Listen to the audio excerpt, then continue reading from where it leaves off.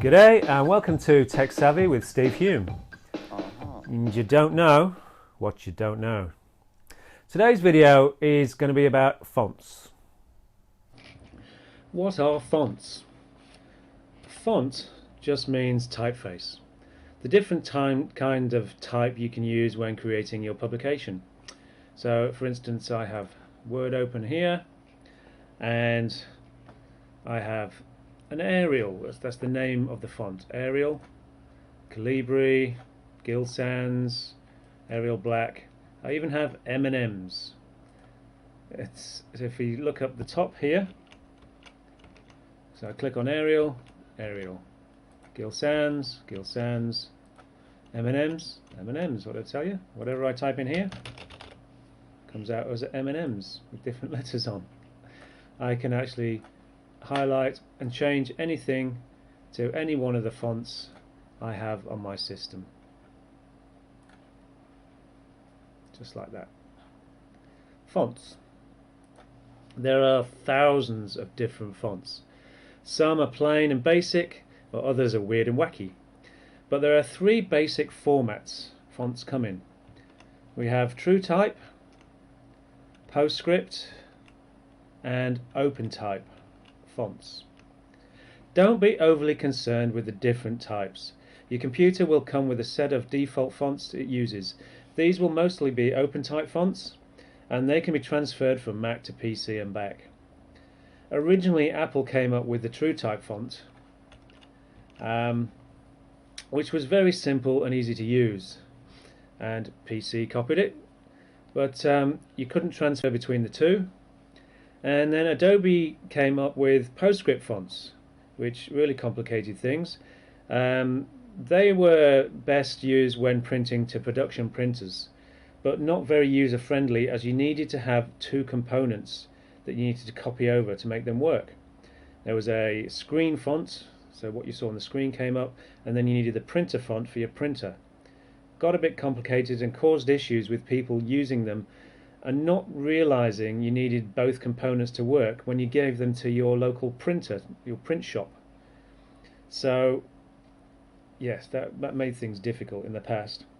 However, Microsoft and Adobe came together and created the OpenType font.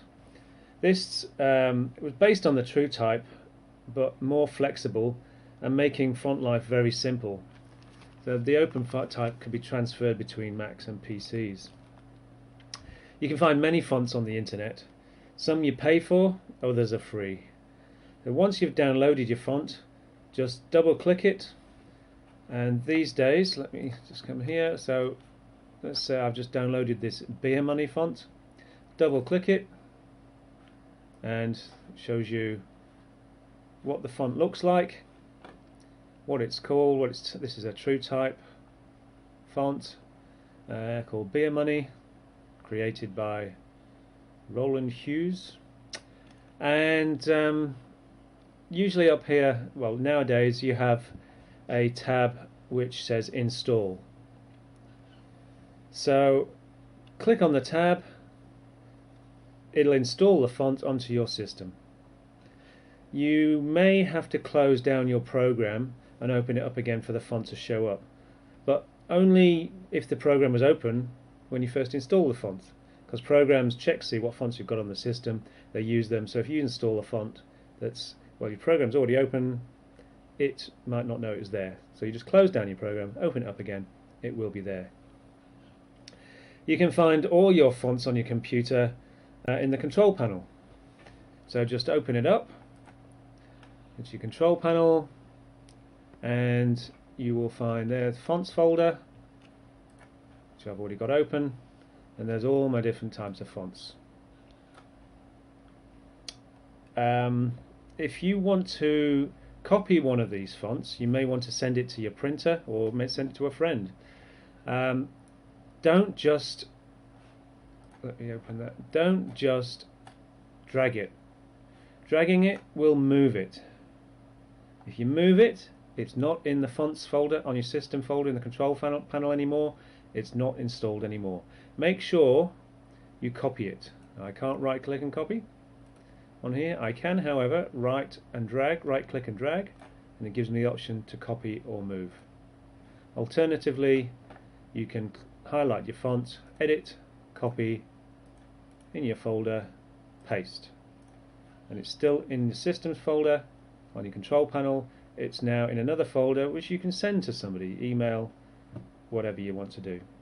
There are copyright issues with fonts, the ones you pay for, but the ones that are free, do whatever you like with. Well, I hope you found that useful. If you want to see more tech savvy videos, then head over to steverhulme.com/tech savvy and subscribe to my YouTube channel, Steve R. Hume. And if you want to drop me a line, go to steverhulme@gmail.com.